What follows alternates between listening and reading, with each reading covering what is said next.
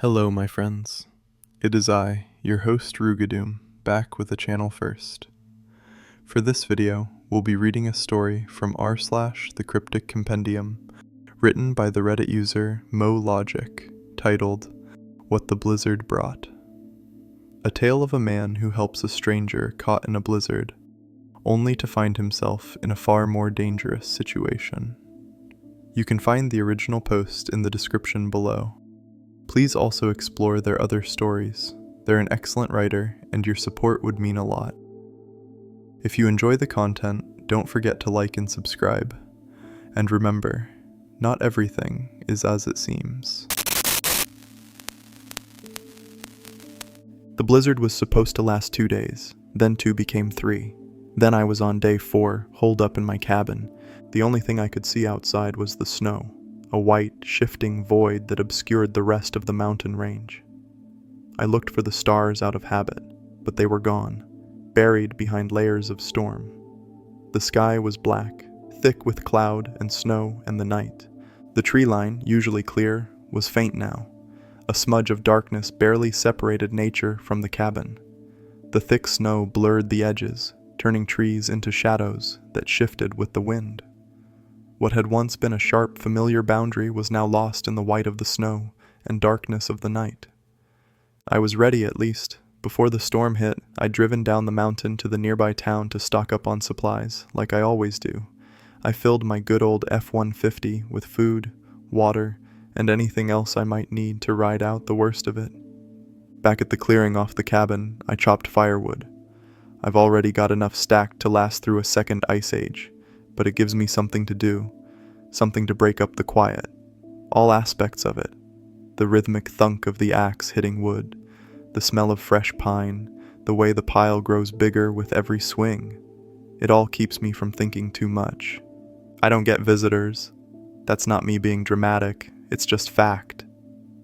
The nearest neighbor is a 40-minute drive down the mountain, and that's when the roads are clear, which they're not, haven't been for days. That's why, when I heard a knock, I damn near dropped the mug of cocoa I was holding. It wasn't loud, just 2 slow, deliberate raps on the door. Then nothing.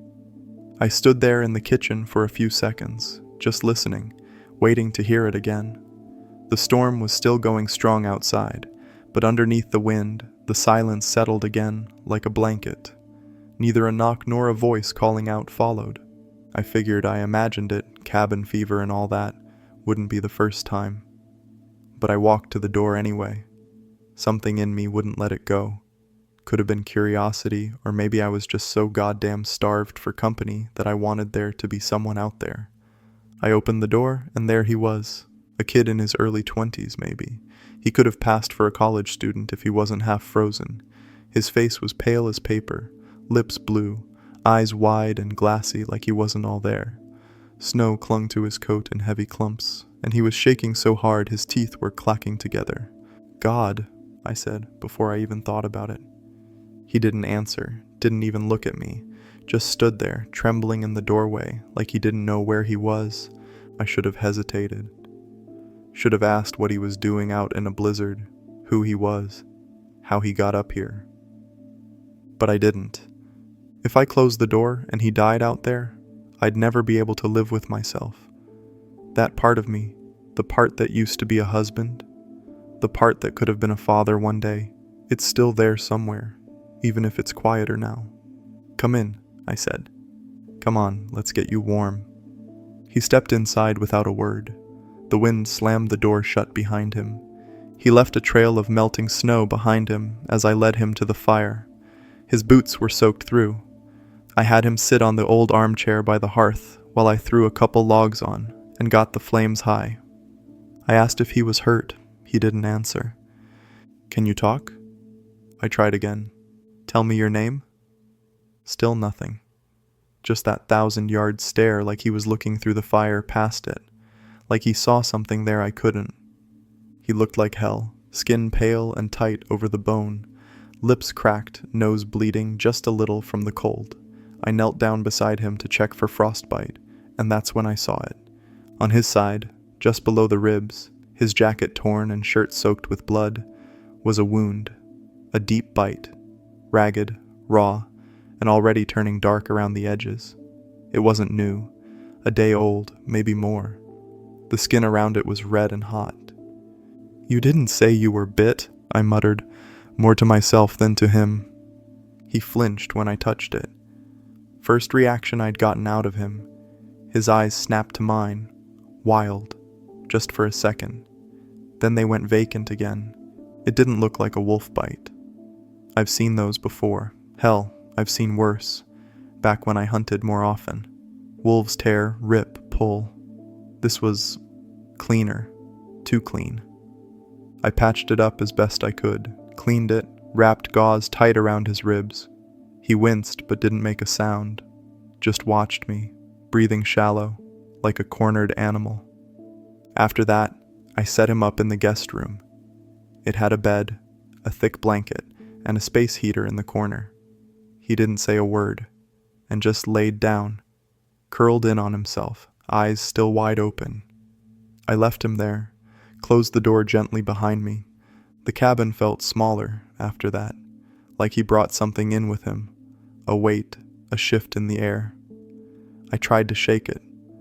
I made myself tea, sat by the fire, and held a book in my lap I didn't read. I checked on him an hour later. He was asleep, out cold. No fever, at least none I could feel. I left the door cracked, just in case. I must have nodded off at some point. The fire was down to coals when I woke up, house quiet as the grave. I could hear the wind screaming against the windows, the old trees creaking out front, but nothing inside. No footsteps, no coughing, no movement from the guest room. I was just about to check again, when I heard the floorboard creak. He was standing in the hall, just watching me. "Fuck," I said, nearly spilling my tea. He blinked, slow, looked around like he wasn't sure where he was. "Sorry," he said, voice hoarse, dry. "Didn't mean to scare you." "'S all right," I said. "You're lucky to be alive. What the hell were you doing up here?" He scratched at his bandage. "Hiking," he said. "With my girlfriend, Emma." I waited. "We were camping in the woods. Yesterday. No, a few nights before. Got caught in the storm. Thought we'd hunker down, ride it out." He stopped, his jaw tightened. "We heard something," he said. "Outside the tent. I thought it was wolves. Big ones. We stayed quiet, didn't move, but it didn't matter. They tore through the side."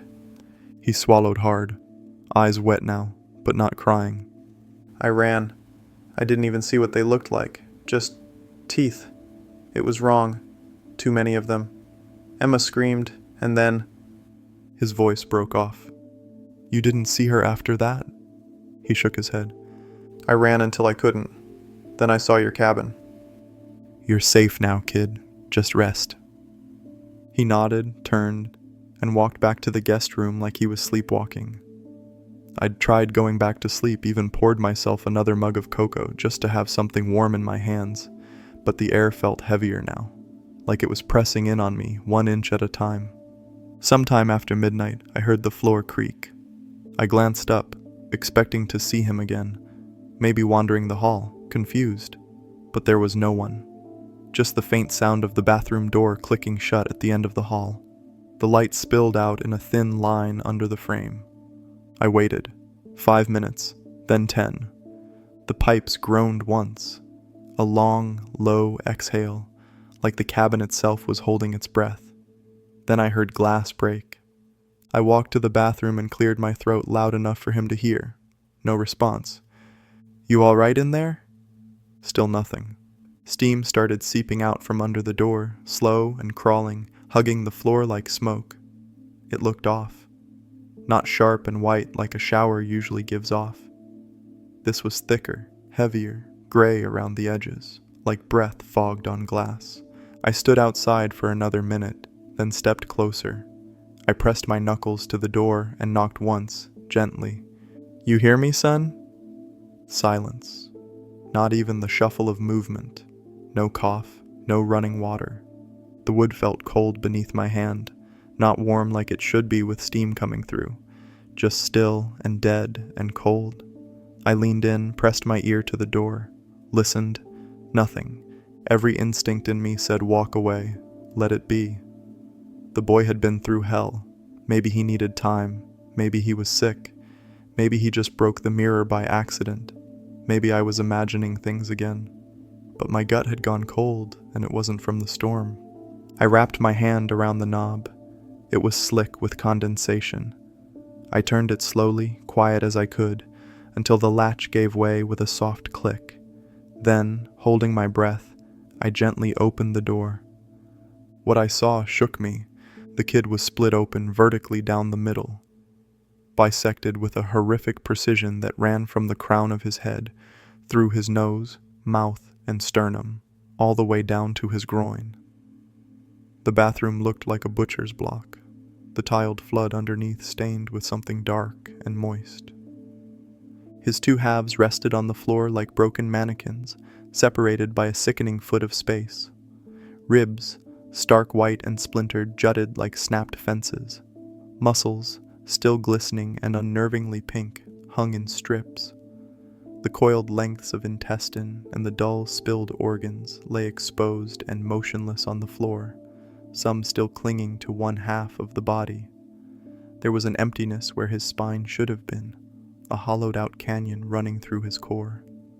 It was as if something massive had forced its way out from the inside. The precision of the split, through bone and gristle, was alien, wrong. Then, through the haze of shock, a draft hit me, a bone-deep cold that had nothing to do with the storm outside. My eyes, still wide and unfocused, slowly tracked it.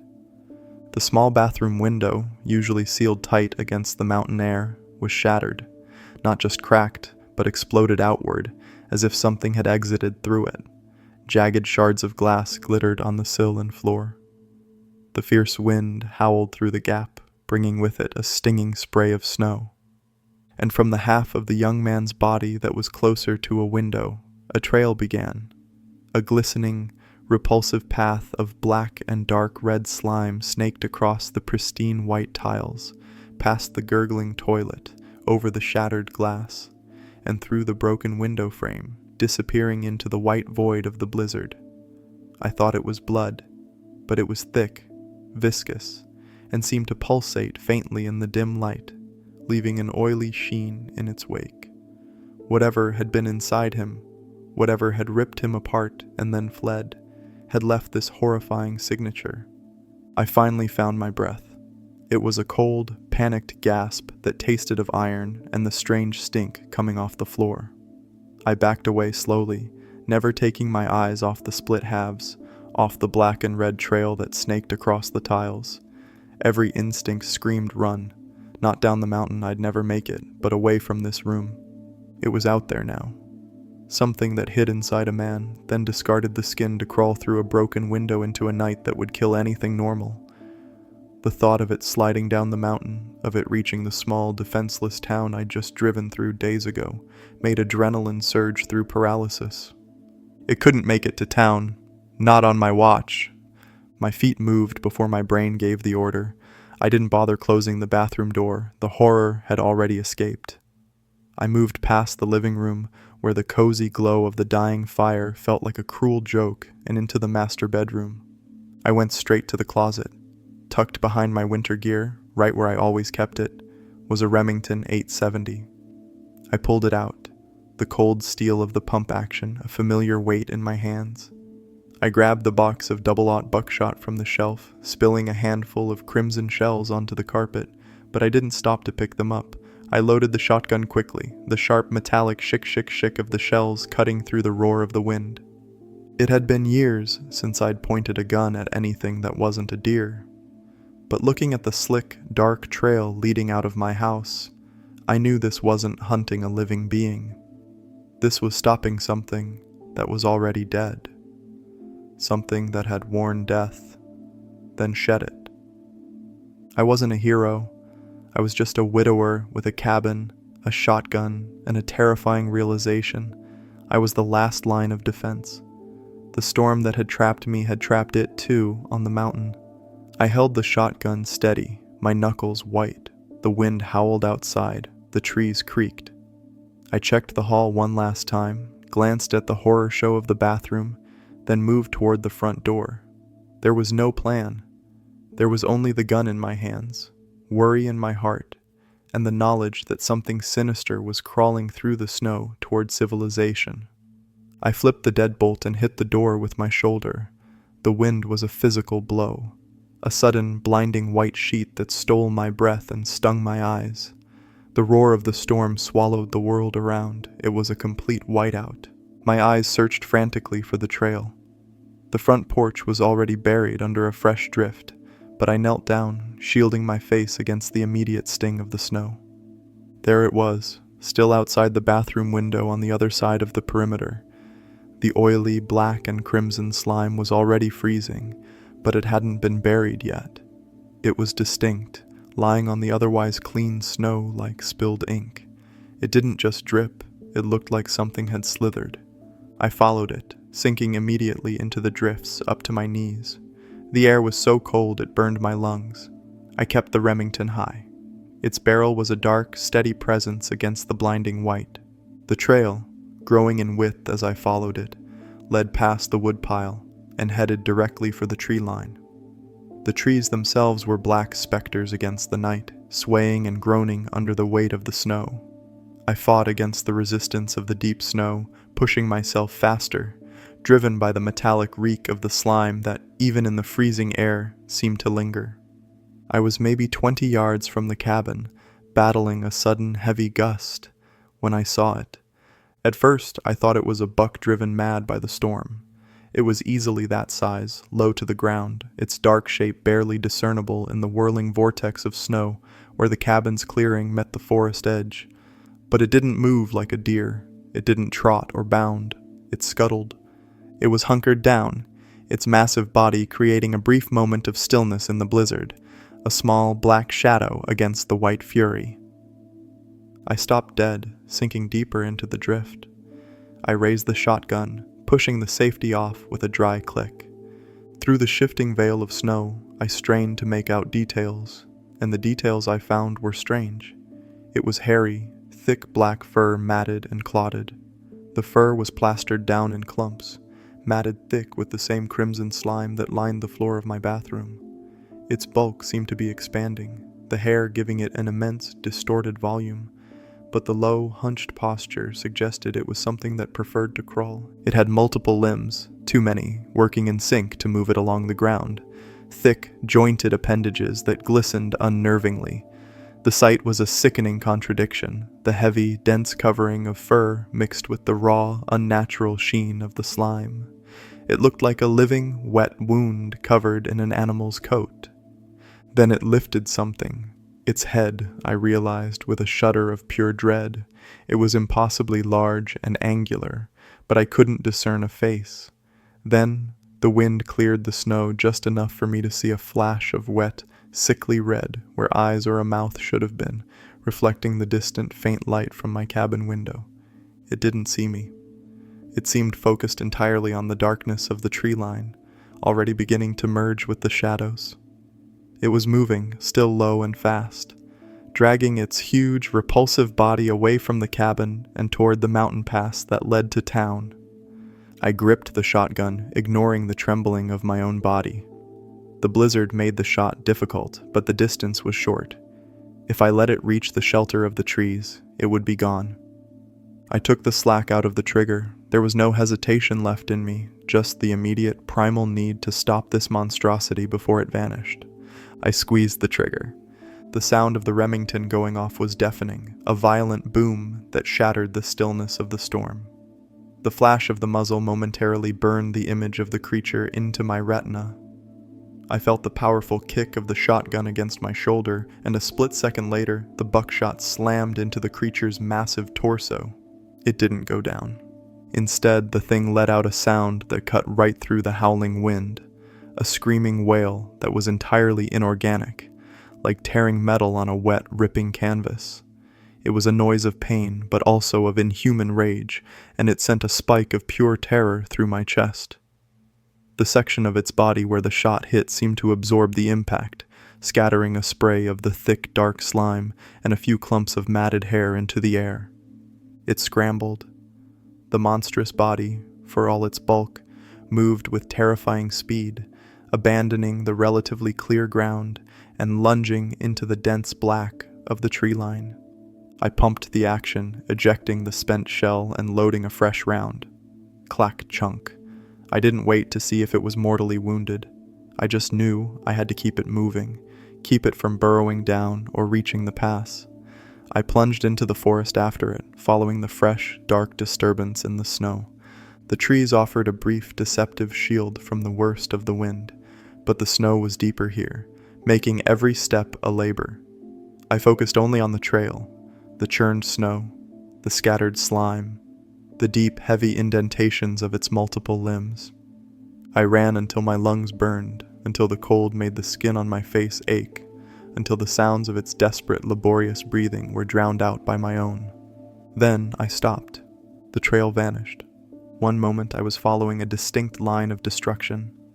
The next, the snow was pristine, only marked by my own clumsy boot prints. I moved forward a few more steps, scanning the blizzard-shrouded ground, wondering if the heavy snow had worked against me and buried the signs. But no, the trail hadn't slowly faded. It had ended completely, as if the creature had simply dissolved into the air. I rotated slowly, the shotgun trembling slightly in my grip, my eyes uselessly searching the area around me. My breath hitched. I caught it only as an indistinct smear of shadow, a sudden movement in my peripheral vision, high above me. I tilted my head back, staring up into the shifting, wind-whipped canopy of the pines. There was no ground trail because the trail had continued up. The dark, oily slime wasn't on the snow anymore. It was smeared high on the bark of the nearest trees, running in sickening vertical streaks. The monster hadn't been slowed. It had simply used the vertical space the forest offered. It had the high ground. It was above, hidden by the night and the dense pine needles, and I was exposed beneath it. My heart hammered against my ribs. I had gone from the hunter to the obvious, slow-moving target. I scanned the dark trunks of the nearest pines, searching for any break, any shelter that might afford me a moment of cover. About 10 feet away, a massive, ancient pine had been partially uprooted long ago, its gnarled root system exposed. The dirt and thick woody roots had formed a dark, protective cave against the elements. I dove toward it, dropping to my hands and knees in the snow. I wedged myself into the space beneath the largest root, pulling the shotgun close to my chest, my back pressed against the cold, frozen earth. I held perfectly still, straining my ears against the wind, forcing myself to shrink into the shadows and the earth. It was silent again, save for the storm. The vast black space between the high branches and the low earth was now where the true danger lay. I looked up through an opening in the uplifted roots, seeing only the tangled darkness. I waited for a drop of slime, a tremor of a branch, or the silent, horrifying moment when that massive, hairy, glistening shape would descend. I stayed perfectly still, trying to slow the panicked rush of my breath. The silence, punctuated only by the wind, was unbearable. The creature was somewhere above, hunting for the man that had just fired the loud, disruptive weapon. Then, the snow began to sift down, not from the storm, but from the branches above. Chunks fell, followed by a sudden heavy thud just yards away. It had dropped. The creature was on the ground again, but now it wasn't scrambling away. It was waddling. A fast, deliberate, low-to-the-earth movement, like a massive, glistening insect trying to appear harmless. Its bulk seemed even more immense now that it was no longer distorted by the heights, and I could hear the wet squelching sound of its many appendages on the snow. It moved slowly into the small clearing around my hiding spot. I was pressed so tightly against the frozen roots that the wood dug painfully into my spine, but I didn't dare flinch. I had already positioned the Remington. My shooting hand gripped the trigger, the barrel angled slightly up and out toward the opening of the root cave, resting against the snow-covered ground. The creature's movement was erratic, darting toward the tree line one moment, then pulling back. Why hasn't it found me? Then I realized it wasn't looking for me. Its massive, misshapen head was constantly sniffing the air, lifting and twisting with jerky movements. The air was thick with the howling blizzard and the scent of damp pine and frozen earth. The storm was masking my scent. The wind and the heavy, blowing snow were scattering and nullifying my presence, covering the fresh trace of gunpowder and adrenaline.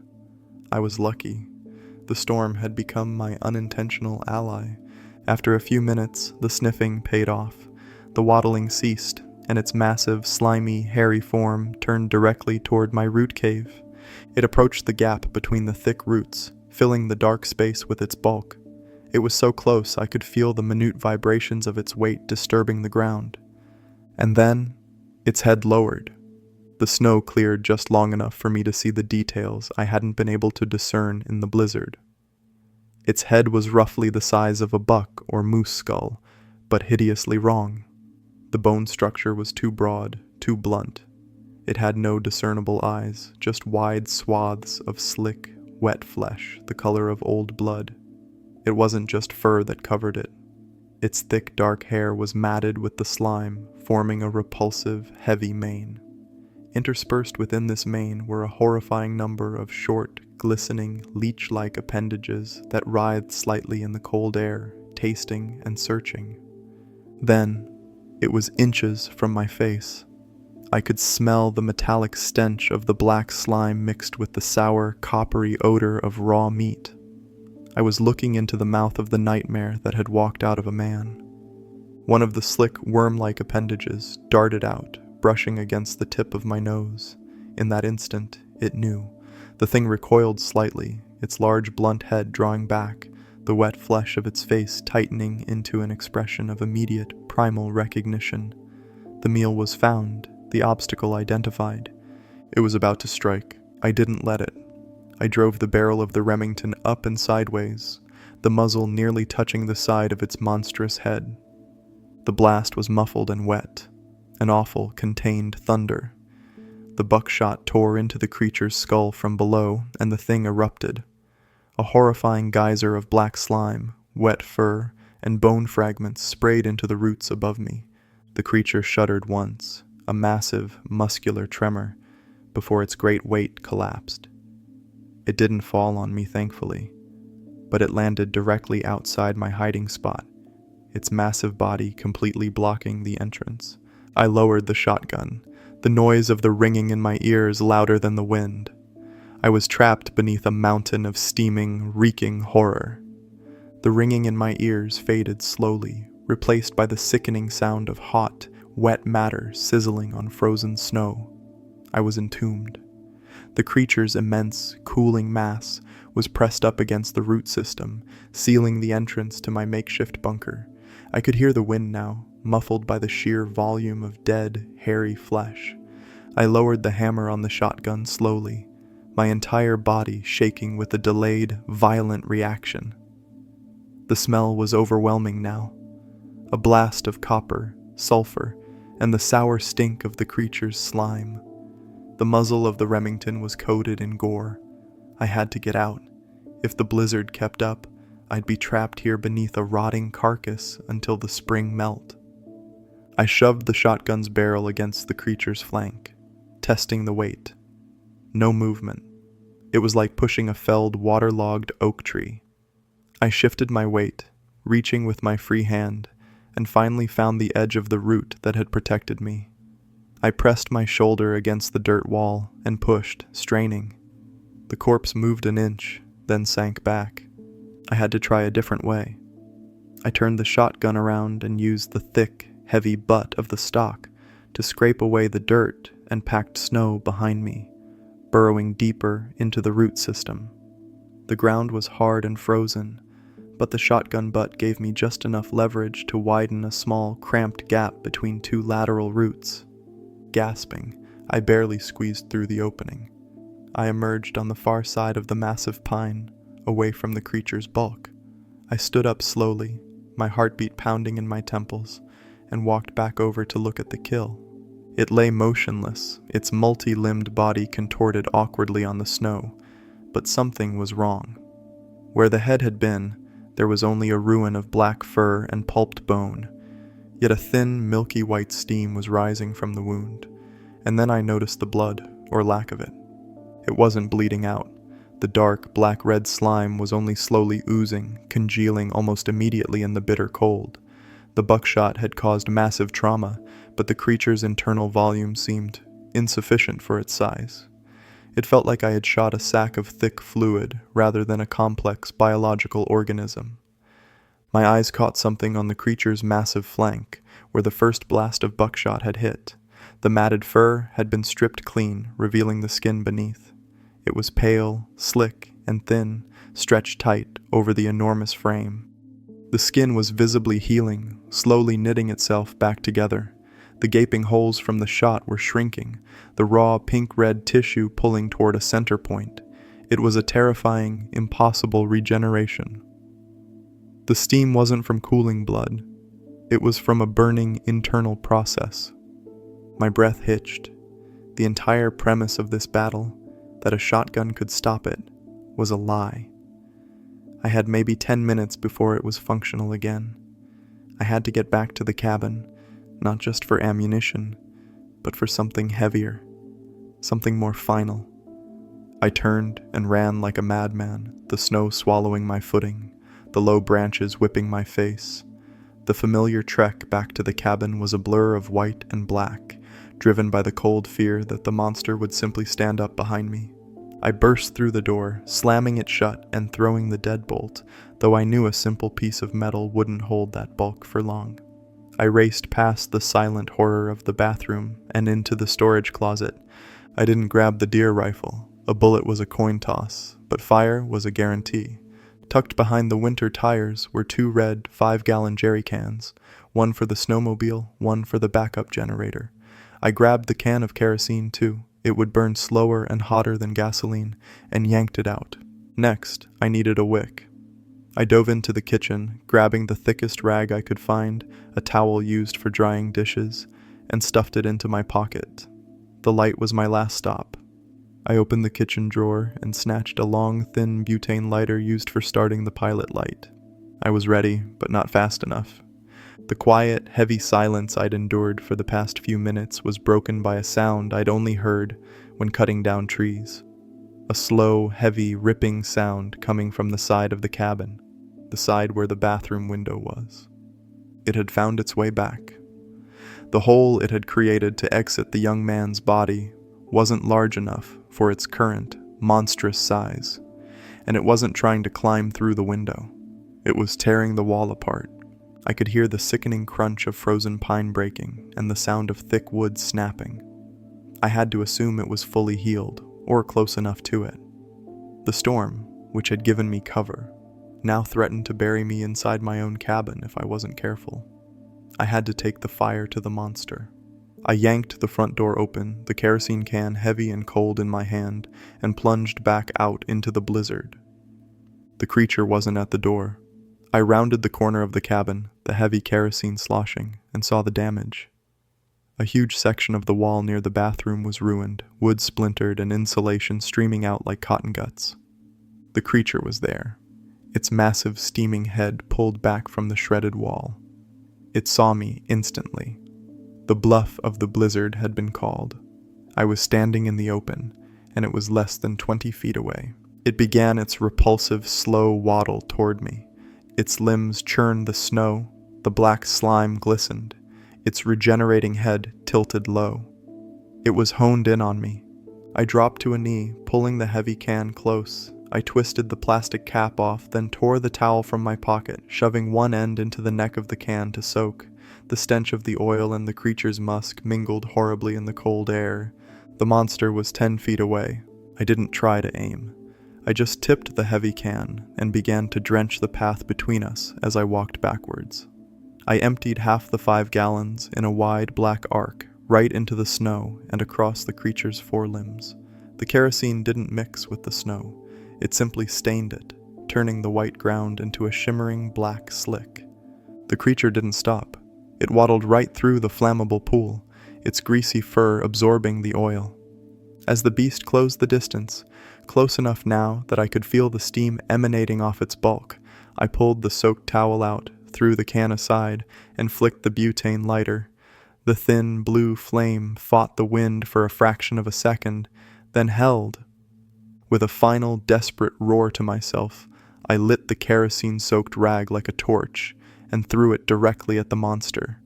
It hit the creature's torso, and the effect was instantaneous and brutal. The oil-soaked fur and the slick, saturated snow trail ignited with a violent whoosh. The flames were furious, a shocking blast of orange and red against the white snow. The creature was engulfed in a terrible, screaming pillar of fire. The kerosene and the creature's own slick, greasy essence fed the flames instantly, making them burn with a blinding, hot intensity. The monster shrieked, a sound of agony and pure animal terror, and began to thrash violently in the fire. It wasn't waddling anymore. It was rolling in the snow, trying to beat out the inferno. Fortunately for me, the flames stuck to its oiled coat like glue. It was a chaotic, burning silhouette against the backdrop of the swirling blizzard. The thick black smoke was lost immediately in the swirling white. I backed away. The heat of the fire was a shocking contrast to the bitter cold. I watched the creature convulse, unable to stop the burning, unable to heal what was being systematically destroyed. The smell of burning hair, oil, and something metallic sweet was nauseating. Finally, after a minute that felt like an hour, the thrashing stopped.